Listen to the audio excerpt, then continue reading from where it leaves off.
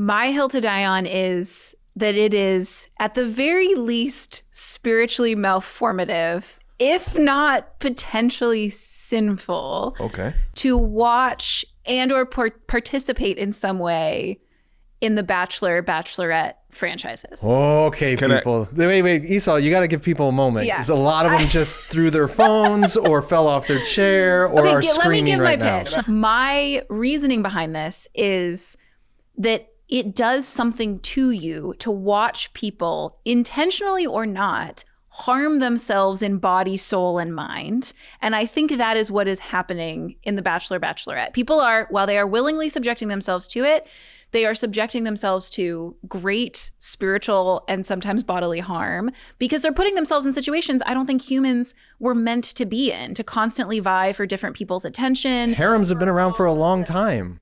And those are deeply spiritually malformative, if not sinful. Here's the analogy I like to give.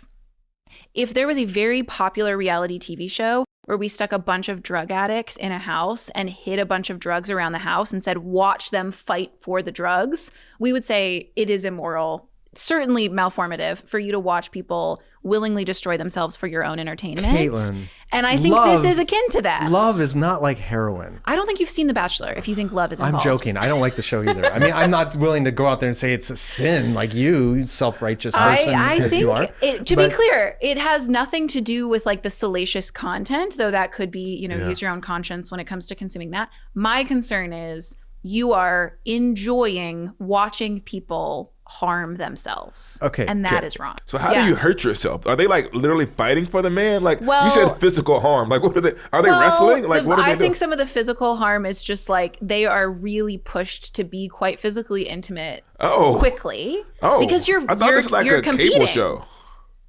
You're competing with other people to like win the affections of this person. So I'm not using physical harm in the sense of like there's violence involved, but I do think it is in a variety of ways harmful to people to either be kind of pursuing a bunch of different relationships at once or be fighting pretty explicitly with other people for the attention of someone else. And I think we all act like it's fine because we all know it's fake, like all reality TV is fake. We all know that most of the people that go on are trying to launch a social media career more than they're trying to find love.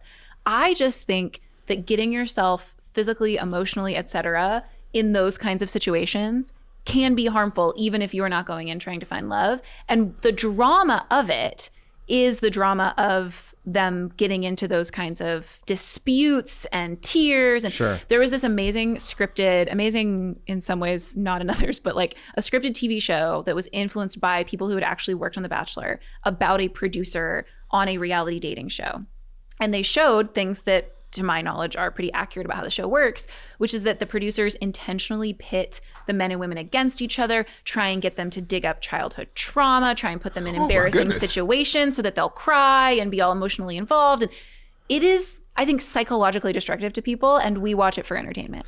Okay. Can I ask you, sorry, I have so many questions, but go ahead. Well, two things really quick. First of all, I'm not a fan. Yes. Because we've talked about this before. I have two daughters. I have told them both, love you dearly. I will support you in whatever you choose to do in your life, and I'll be proud of any decisions you make unless you become a contestant on The Bachelor, in which case I will consider myself a failure as a father. Yeah. So I'm fair. not here to endorse it. But I want to ask you, Kaitlyn, if you what would you do if a group of women from your church or your community or something said, hey, Kaitlyn, we're all going to get together and have a night of fun and we're going to watch the Bachelor finale or whatever. What would you do? Would you be like, I'm sorry, I'm washing my hair, I can't come? Or would you be like... Washing my hair. No, but would you actually say... Did you soften your voice as you became the group of girls? Or would you go so far as to say, not only do I not want to participate in that, but I think you are perpetuating a degrading and harmful practice both to you and to the women on that show, and you should be ashamed of yourselves, and I'll see you in hell. The funny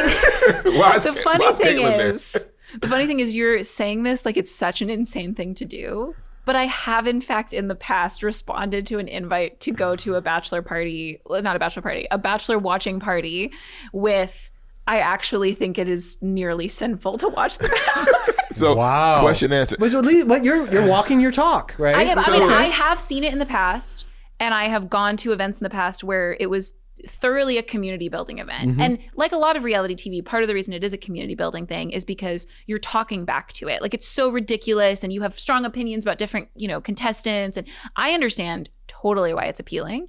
I'm like kind of joking about this, but I'm also kind of serious in the sense that I had a real moment watching it when I was in seminary. And I just was like, I think this is doing something bad to me to watch other people harm themselves and get entertainment out of it.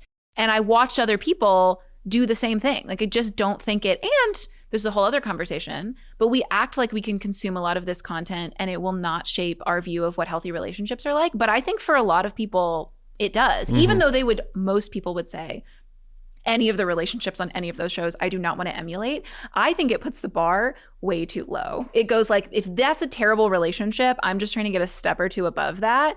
And maybe you end up excusing a lot of really bad behavior because you're like, well, he's not dating 15 other women, or, he's not saying those kinds of things, or she's not doing those kinds of things. I feel like I want to ask some follow-up questions.